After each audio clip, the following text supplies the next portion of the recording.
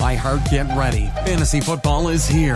Welcome to the Full-Time Fantasy Show. FullTimeFantasy.com is home to the Fantasy Football World Championships and the best players in the world. Real money winners giving their secrets to help you win. Now exclusively on iHeart. This is the Full-Time Fantasy Show with your host, the one, the only, Dr. Roto. Dr. Roto, get out the insurance card, get out the copay. The office is open, my friends. Just before I came on here, I'm trying to work out a big trade in one of my dynasty leagues. And I play in 2 IDP dynasty leagues. And this was I got a big trade offer before. Somebody wanted me to give them Derwin James, who I love, right? Great safety. TJ Hawkinson, great young tight end, Calvin Ridley, and a number 1 pick. And they were going to give me back Chris Conley, Jacob Hollister, Aaron Donald, which would be the reason to do this, and a later pick. So here's how trade negotiations work in my book. I don't like when people come in high like that. There's no way. I know that you have Aaron Donald and you're not winning. And you think that Aaron Donald could win you a league, right? When you're making a trade. But am I really going to give up that much for Aaron Donald? I like Aaron Donald, but do I really need Aaron Donald? I mean, I need him because he's a great player. But am I going to give up that much? The answer is no. Right? So I wrote back and I said, look, Calvin Ridley is a deal breaker. I am not moving Calvin Ridley. I would move TJ Hawkinson because I'm basically getting Jacob Hollister back. Now, maybe I'm crazy. Hawkinson's way better. But I like what I see there with Hollister. He doesn't suck. And I already have Gerald Everett. So losing Hawkinson, you never want to lose a good tight end, but I think I can withstand it. So basically, the deal comes down to me, Derwin James, and a number 1 pick for Aaron Donald and a number 4 pick. That's where I'm at. That's the best I got for you. I'm giving you Hawkinson, who's an upgrade, a big upgrade, and it comes down to Derwin James and my pick for Aaron Donald and his pick. Now, I love Derwin James, but a safety, to me, is something I can get more easily than a tackle. Okay? So when you're making a trade, and maybe you're not in an IDP league, but ask yourself when you're making a trade, what's an easier position for me to trade for? It's kind of hard to trade for quarterbacks because there are only so many good ones. Hard to trade sometimes for running backs. Easier to trade for a receiver in leagues, right? Most people will give you a receiver. So they have less value in trades because I can always find another. Okay? That's one reason why I'm open to doing this trade. 2, we have 16 teams in our league. Right now, I am in 1st or 2nd place. So there's a really good chance that my first round pick is going to be 13, 14, 15, or 16. And as much as I might like that pick, I think it's not like it's a top 5 pick. Okay? And I'm going to get a 4th round pick from him because usually I do pretty well in those later rounds. I can find that gem of a linebacker. I can find that defensive end. I can find that wide receiver. Right? I'm trusting in myself. So, I don't want to give up Hawkinson and James and a 1st rounder, but I will because Aaron Donald is pretty darn good. Now, I want to show you something. You can go in certain sites to see the difference, the point differential at certain positions.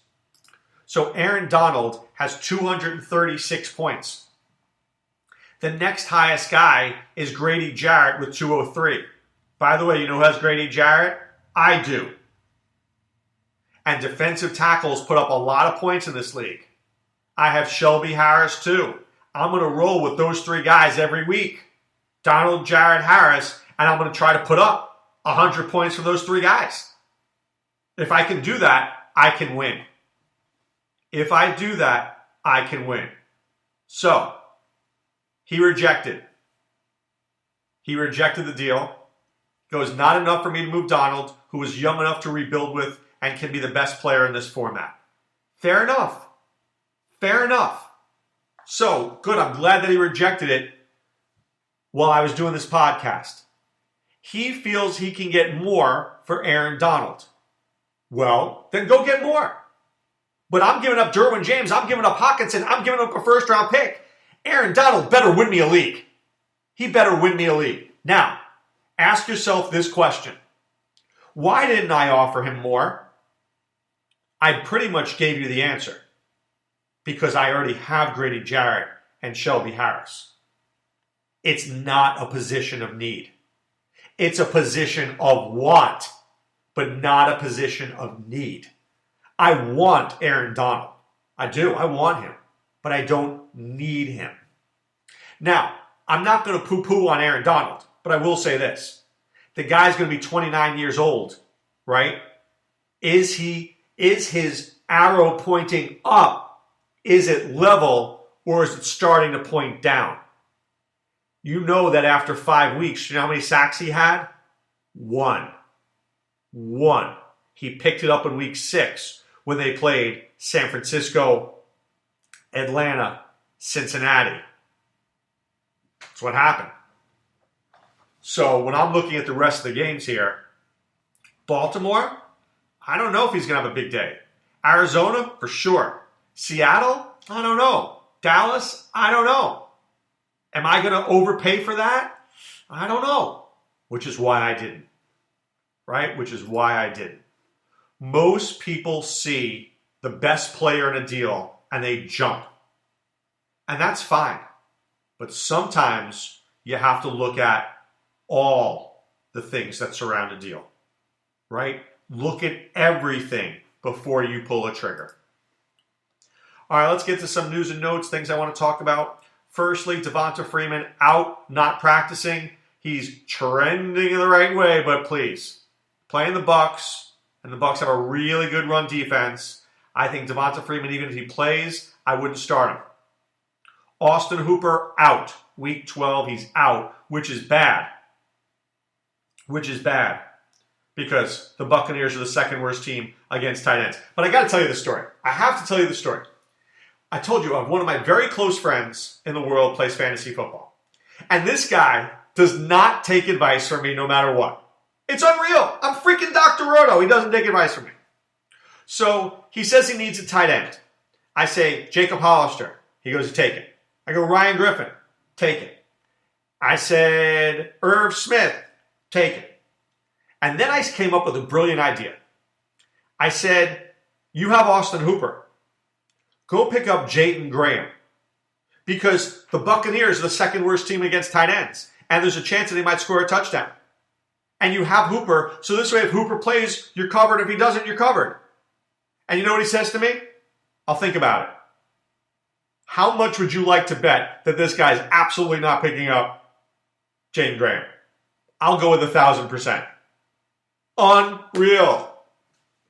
I don't know. It just boggles my mind. All right, Juju Smith-Schuster is still in the league's concussion protocol. He is not playing this week. Evan Ingram sidelined with the foot injury. I don't know, man. I don't know why they even think he's going to play. I don't think he plays this week. Alshon Jeffrey, limited, but I think at least he's out there. It's better than no. Nelson Aguilar is just the worst. And J.J. Arcega-Whiteside, not ready yet. Jordan Howard still dealing with an injured shoulder. I don't think he goes against Seattle this week. Now, some more news here. The Dolphins. Bobby McClain on injured reserve. Rashad Jones on injured reserve. So, Rashad Jones is a good player. But now they have no safeties. They signed Adrian Colbert off the Seahawks practice squad. I just have one word for you. Oh, that's bad.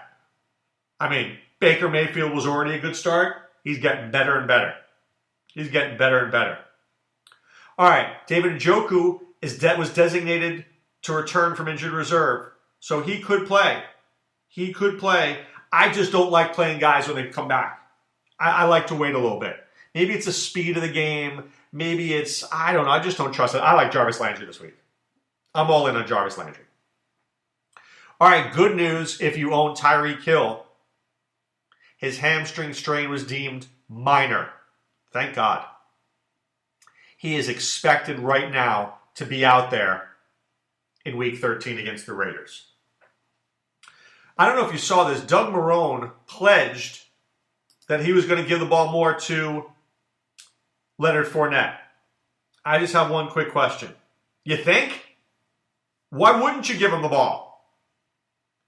You gave him the ball 12, 13, 14 times? If you don't give the ball to Leonard Fournette, nothing good happens. Fournette gets the ball. He establishes the run. The run sets up the pass. There you go. This is not rocket science. This is not rocket science. This is what you do. This is easy peasy. Right? Easy peasy. Okay, the Colts. A lot of injuries with the Colts. Paris Campbell, sidelined. Eric Ebron, sidelined, and it's a short week. I think this is a Jackie Doyle week. Jordan Wilkins returned to practice. Remember, Jonathan Williams, I would not overpay for Jonathan Williams. Jordan Wilkins is a legitimate player here. I think these guys share carries, and I think Nyheim Hines is a good player. T.Y. Hilton still sidelined on Tuesday. So I don't know. And also, Will Fuller, game time call for Thursday. I think this is a very, very difficult game to project right now. I don't feel good about it at all. I think if I look at it, give me 1 second. A moment, please. Please hold. Please continue to hold. I like Brissett. As of right now, I like Nyheim Hines. I like Zach Pascal. And I think I like Jackie Doyle. I do. But that could change if T.Y. Hilton's back. For the Texans, obviously Deshaun Watson.